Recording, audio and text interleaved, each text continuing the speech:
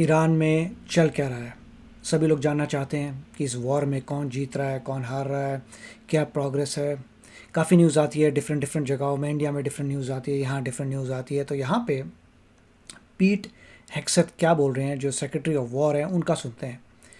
First hand information है। Of course US government कुछ बता रही है, देखते हैं क्या बोल रहे हैं। उससे पता चलेगा कि यूएस गवर्नमेंट ने अभी तक क्या किया है, और गोल वही है। उससे पता चलेगा कि क्या ईरान जीत रहा है, क्या यूएसए जीत रहा है, और अगर यूएसए जीत रहा है या इसराइल जीत रहा है तो कब तक वॉर ख़त्म होगी और आगे क्या होगा, अभी तक प्रोग्रेस क्या हुई है, उसको देखते हैं। have been so quickly destroyed and made combat ineffective, devastated. We said it would not be a fair fight, and it has not been. As I stated during our first press conference on day 2, that was 10 short days ago. ये बार बार क्यों बोलते हैं कि ये fair fight नहीं है? ये बताने के लिए कि यूएसए को पता है कि वो बहुत पावरफुल है कंपेयर टू ईरान। इसलिए अगर हम ईरान पे जो भी अटैक कर रहे हैं, हमें पता है वो उतना पावरफुल नहीं है। मगर ये फेयर फाइट स्टार्टिंग में नहीं थी, और इससे ये पता लग रहा है कि यूएसए जो भी अपना कैंपेन करना चाहता है वो करेगा, नोइंग कि the other person is not as strong as us. The combination of the world's two most powerful air forces is that's it. US and Israel most powerful air forces का operation क्या हुआ, देखते हैं। unprecedented and unbeatable. Between our Air Force and that of the Israelis, over 15,000 enemy targets have been struck. That's 15,000 targets को strike किया है bye missiles या drone से। well over 1,000 a day. No other 15 तारीख होगी ऑलमोस्ट। आप कह सकते हैं कि इसका मतलब 1,000 पर डे टारगेट्स पे फायर हो रहा है। कैन यू इमेजिन, एक कंट्री के ऊपर 1,000 लोकेशंस पे फायरिंग हो रही है per day. combination of countries in the world can do that. Correct. So today, as we speak, बहुत कम कंट्रीज़ हैं पूरे वर्ल्ड में जो इतना कर पाएंगी कि 1,000 blast per day, 1,000 strikes per day. we fly over the top of Iran and Tehran. Fighters and bombers all day picking targets as they choose. वाह, इसका मतलब उनकी एयरफोर्स ख़त्म हो गई ईरान की, को रोक नहीं पा रहे यूएस को। As our intelligence gets better and better and more refined. Looking up, the IRGC and Iranian regime sees only two things on the side of aircraft: the stars and stripes and the Star of David. बड़ा अच्छे तरीके से his speech writing is very good. बहुत अच्छी speech writing है। वो ये कह रहे हैं आरजीसी और ईरान के लोग जो ऊपर देखते हैं तो उनको एयरप्लेन जो नज़र आते हैं उसमें दो ही चीज़ें होती है, यूएस का फ्लैग या इसराइल का flag. The evil regime's worst nightmare. Iran has no air defenses. Air defences ख़त्म हो गए उनके, Iran has no air force. Air force ख़त्म, Iran has no navy. Navy ख़त्म। Their missiles, their missile launchers and drones being destroyed or shot out of the sky. Correct, जो भी fire कर रहे हैं सारा डिस्ट्रॉय हो रहा है। Their missile volume is down 90%. मिसल की के पहले जब मिसल भेजे थे वर्सेस अब भेज रहे हैं 90% डाउन हो चुके हैं। Their one-way attack drones yesterday, down 95%. वाह, वन वे अटैक ड्रोन्स भी ख़त्म हो गए। शायद जो सुसाइडल वाले ड्रोन्स हैं कामाकाजी एक तरफ के, वो भी ख़त्म हो रहे हैं। And as the world is seeing, they are exercising sheer desperation in the Straits of Hormuz. Correct, straight of Hormuz में जो भी कार्य कर रहे हैं डेस्परेशन है, और कोई कुछ कर ही नहीं सकते सिवाय बस उसके। अब Something we're dealing with. We have been क्या dealing with it, and don't need to worry about it. We're on plan to defeat, destroy, disable all of their meaningful military capabilities at a pace the world has never seen before. My God, इससे इतना combat experience भी मिल रहा है US और Israel को, massive combat experience.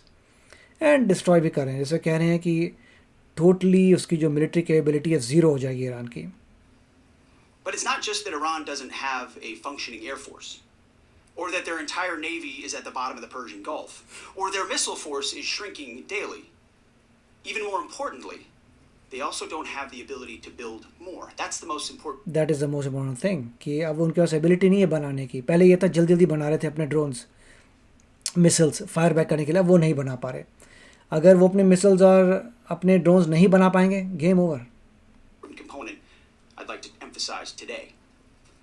Soon and very soon, all of Iran's defense companies will be destroyed. Wow, Iran की सारी defence companies को डिस्ट्रॉय कर देंगे। For example, as of 2 days ago, Iran's entire ballistic missile production capacity Every company that builds every component of those missiles has been functionally defeated, destroyed. वाह, मतलब वाह, मैं तो इस समझ नहीं आ रहा क्या बोलूँ इसमें कि जो बैलिस्टिक मिसाइल्स उनके बनाते हैं पूरी सप्लाई चेन को डिस्ट्रॉय कर दिया उसी कंट्री के अंदर ही. Buildings, complexes, and factory lines all across Iran destroyed. ये सुन के लगता है this is right, my God, मतलब रोंगटे खड़े हो रहे हैं सुन के. So we're shooting down and destroying what missiles they still have in stock, but more importantly, ensuring that they have no ability to make more. Their production lines, their military plants, their defense innovation centers defeated. O bye God, R&D को destroy कर दिया, capability बनाने की उनकी जो बनाते हैं चीज़ें उसको डिस्ट्रॉय कर दिया, अभी जो पड़ी है स्टॉक फाइल उसको डिस्ट्रॉय कर रहे हैं. अल्टीमेटली ईरान के पास कुछ बचेगा ही नहीं फाइट करने के लिए. Iran's leadership is in no better shape. Correct, Iran की लीडरशिप भी छुपी हुई है. जो मुश्तबा कमी नहीं है वो ना तो ऑडियो में आ रहा है ना वीडियो में आ रहा है, तो उसकी हालत क्या है nobody knows. Desperate and hiding, they've gone underground, cowering. That's what rats do. We know the new so-called not-so-supreme leader is wounded and likely disfigured. He put out a possible है disfigured हो सकता है उसे चोटें लगी हैं. या statement yesterday, a weak one actually, but there was no voice and there was no video. Exactly. It was a written statement. He called for unity. Apparently killing tens of thousands of protesters is correct, 32,000 लोगों को मार के अब unity मांग रहे हैं. his kind of unity. Iran has plenty of cameras and plenty of voice recorders. Why a written statement? Exactly कि return statement क्यों थी, वो खुद क्यों नहीं आया बोलने के लिए. I think you know why. His father dead. He's scared, he's injured, he's on the run, and he lacks legitimacy. It's a mess for them. Who's in charge? Iran may not even know. With every passing hour, we know, and we know they know, that the military capabilities of their evil regime are crumbling. They okay fine, हमको पता है कि उनकी military ख़त्म हो रही है, उनको पता है उनकी मिलिट्री ख़त्म हो रही है. can barely communicate, let alone coordinate. They're confused, and we know it. Our response? We will keep pressing, we will keep pushing, keep advancing, no quarter, no mercy for our enemies. Correct. Yet some in this crew, in the press, just can't stop. अरे वाह. Allow me to make a few suggestions. People look up at the TV and they see banners, they see headlines. I used to be in that business. And I know that everything is written intentionally. For example, very good, क्योंकि he was in fox. a banner or a headline, Mideast war intensifies, splashing on the screen the last couple of days, alongside visuals of civilian or energy targets that Iran has hit, because that's what they do. What should the banner read instead? How about Iran increasingly desperate? Very good. Media का खेल भी he is telling. Because they are. They know it, and so do you, if it can be admitted. Or more fake news from CNN. ओहो yes. Reports that the Trump administration underestimated the Iran war's impact on the Strait of Hormuz. Exactly, CNN भी बड़ा फेंकता है भाई. Patently ridiculous, of course. Of course, इतने सारे generals हैं waste point से पढ़े हुए, शार्प से शार्प बंदा है मिलिट्री में, वो सोच समझ के कर रहा है जो भी कर रहा है. आपको क्या लगता है मिलिट्री ऐसी बना के चली जाती है लड़ने के लिए? एक से एक शातिर इंसान बैठा है स्ट्रैटेजी में जो बहुत ध्यान से ये सब चीज़ें कर रहा है. For decades, Iran has threatened shipping in the Strait of Hormuz. Yes. This is always what they do, hold the strait hostage. या बिल्कुल, he saying it's common sense है वो. CNN doesn't think we thought of that. Exactly. State of Hormuz को चोक करेंगे तो common sense है, बच्चे बच्चे को पता है क्या करेंगे वही करेंगे. तो आपको क्या लग रहा है कि मिलिट्री पता नहीं था मिस्टर ट्रम्प को? ऑब्वियसली CNN ऐसे फेंक रहा है. It's a fundamentally unserious report. मुझे फ़र्क नहीं पड़ता कोई लेफ़्ट है या राइट है, मैं खुद ना लेफ़्ट हूँ ना राइट हूँ, मगर झूठ मत बोलो, फेक मत बताओ, जो फैक्ट्स हैं उसको बोलो. CNN जो है काफ़ी सारी चीज़ों में फेक चीज़ें बोल रहा है. Sooner David Ellison takes over that network, the better. Wow. David Ellison ने actually they have already taken over CNN. They are almost gonna take over CNN क्योंकि पैरामाउंट ने ख़रीद लिया है वार्नर ब्रॉस को, और वार्नर के अंदर CNN आता है. तो CNN will eventually belong to somebody who is probably right aligned. So he's actually right. This is a very big message. My God. Yes. Another example of a fake headline that I saw yesterday: war widening. Here's a real headline for you for an actual patriotic press. How about Iran shrinking, going underground? Beautiful. So you see, Iran's leaders are hiding in bunkers and moving into civilian areas. The only thing that is widening is our advantage. Very good. Not to mention our Gulf partners stepping up even more now, going on the offense. Beautifully written. Beautifully written. बड़ा प्यारा लिखा है. अरे वाह. And have always been with us on the defense with collective and integrated air defenses. Our will, it is unshakable. Our options, maximized. And our Immense. capabilities still building. Very We're good. going up, they're going down. Down. Yes, exactly. As I said from the start, superior force के सामने आप कुछ नहीं कर सकते. बहुत मेहनत लगी है, बहुत R&D लगी है, बहुत दिमाग लगा है इतनी सारी सुपीरियर फोर्स को बनाने के लिए. बहुत एनर्जी लगी है, बहुत पैसा लगा है लोगों का, बहुत कुछ लगी है लोगों का.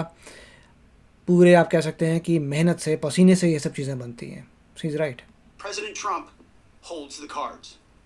He'll determine the pace, the tempo, and the timing of this conflict. His hand firmly on the wheel, as well as on the throttle setting.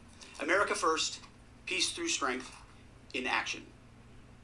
From day one, as our nation expects and the president demands, our warriors have fought with lethality, precision, and rapid innovation. In fact, today will be, yet again, the highest volume of strikes that America has put over the skies of exactly 1000 से ज़्यादा strikes per day.